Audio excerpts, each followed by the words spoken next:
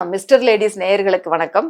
உங்களுக்கு நீங்க லைக் பண்ற மாதிரி நிறைய டாபிக்ஸ் இதுல பேசியிருக்கேன்னா, ஸோ பார்த்து நல்லா என்ஜாய் பண்ணுங்க. நிறைய பெண்கள் பிரஸ்ட் ஃபீடிங் கொடுக்கறது ரொம்ப ரொம்ப ஆர்வமா இருக்காங்க. நார்மல் டெலிவரிலேயும் ரொம்ப ஆர்வமா இருக்காங்க. அதே மாதிரியே பேபியை ஃபீட் பண்ணணும், பேபியை நம்மளே நல்லா கேர் பண்ணணும். அந்த மாதிரிலாம் இப்போ நிறைய லேடிஸ் நான் பார்க்குறவங்க மோஸ்ட்லி அப்படிதான் இருக்காங்க. மேபி ஒன்று ரெண்டு எக்ஸப்ஷன்ஸ் இருக்கலாம். பட் மதர் ஃபீட் பார்த்தீங்கன்னா அது எதுவுமே அந்த தாய்ப்பாலுக்கு ஈக்குவலே கிடையாது. ஏன்னா ஒவ்வொரு குழந்தைக்கும் என்ன தேவையோ அந்த தாய்ப்பாலுடைய இது மாறும். ஸோ அந்த மதருக்கு இப்போ இந்த பாப்பாவுக்கு அயன் டிஃபிஷியன்சி இருக்குன்னா அந்த தாய்ப்பால் அயன் அதிகமாக இருக்கும். ஸோ இந்த மாதிரி சில விஷயங்கள் சயின்டிஃபிக்காகவே இட்ஸ் ப்ரூவன்.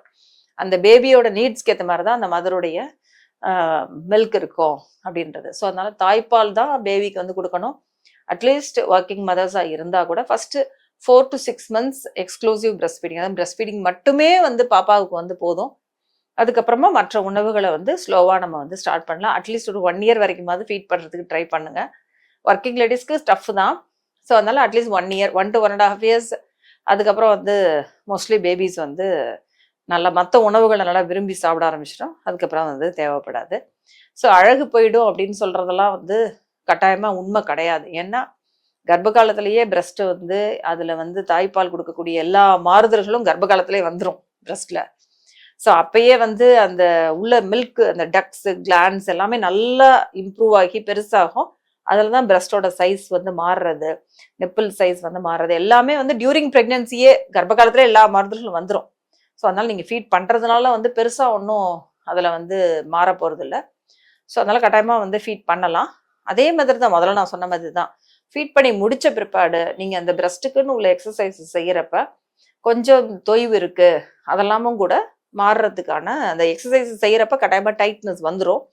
அதே மாதிரி சரியான அளவு பிரேசியர்ஸ் அணிகிறதும் ரொம்ப ரொம்ப இம்பார்ட்டன்ட். அது கர்ப்ப காலத்துலேயும் சரி, தாய்ப்பால் கொடுக்கும்போதும் கரெக்டான அளவு உள்ளாடைகளை செலக்ட் பண்ணி அணியுங்க. அது ரொம்ப ரொம்ப இம்பார்ட்டன்ட். ஏன்னா நிறைய பெண்கள் சரியான அளவுலன்னு சொல்லிட்டு பிரேசியர்ஸ் கூட அவாய்ட் பண்ணுறாங்க. ஸோ அது பண்ணாதீங்க. கட்டாயமாக யூ ஷுட் வேற இன்னர். அந்த பிரேசியர்ஸ் போடுறது ரொம்ப ரொம்ப இம்பார்ட்டன்ட். இதெல்லாம் ஃபாலோ பண்ணாலே ஓரளவு உங்களுடைய அந்த பழைய அந்த அழகு டெஃபினட்டாக போகாது. தாய்மைன்றதே ஒரு அழகு தான். அதுக்கு மேலே என்ன அழகு வேணும் சொல்லுங்க. ஸோ அந்த பேபியோட ஃபேஸை பார்க்குறப்பையும் அது நம்ம மேலே அதுக்கு இருக்கக்கூடிய அந்த ஒரு அட்டாச்மெண்ட்டையும் பார்க்குறப்ப இதெல்லாம் ஒரு பெரிய விஷயமாவே மோஸ்ட் ஆஃப் த பீப்புளுக்கு இது ஒரு பெரிய விஷயமா தோணாது. அதுதான் உண்மை. அதே மாதிரி அழகு போகும் அப்படின்றதுலாம் கிடையாது. ஆக்சுவலாக டெலிவரிக்கு அப்புறம் அந்த பேபி நல்லா கவனிச்சுட்டு அந்த 1 year கழிச்சு அந்த தாயோடைய முகத்துல இருக்கக்கூடிய பொலிவு பார்த்தீங்கன்னா, அந்த தாய்மீனுடைய பொலிவும் அந்த தைரியமும் கான்ஃபிடென்ஸும், ஏன்னா ஒரு டிஃபிகல்ட்டி நம்ம அண்டர்கோ பண்ணிடுறோம்ல. அந்த பிரசவம், கர்ப்ப காலம் டஃப்பாக இருக்கு, அதுக்கப்புறம் நம்ம பிரசவம், அதுக்கப்புறம் அந்த நியூ பார்னை பார்த்துக்கிறது, ஒரு 1 year வரைக்கும் சமாளிச்சிட்டோம்னு வச்சுக்கோங்க, எதையும் சமாளிச்சிடலான்ற ஒரு கான்ஃபிடென்ஸ் நமக்கு வந்துடும். அந்த ஒரு கான்ஃபிடென்ஸும் பொலிவும் அந்த ஃபேஸ்லயே நல்லா தெரியும். அது ஒரு அழகாக கொடுக்கும். அது கட்டாயமா உங்களுடைய என்ன டவுட்ஸ் இருக்கோ அதெல்லாம் கமெண்ட் செக்ஷன்ல கொடுங்க. மேக்ஸிமம் பாசிபிள் நான் டைம் கிடைக்குமோ அதை பார்த்துட்டு உங்களுக்கு ரிப்ளை கொடுக்கறதுக்கு ட்ரை பண்ணுறேன். தேங்க்யூ.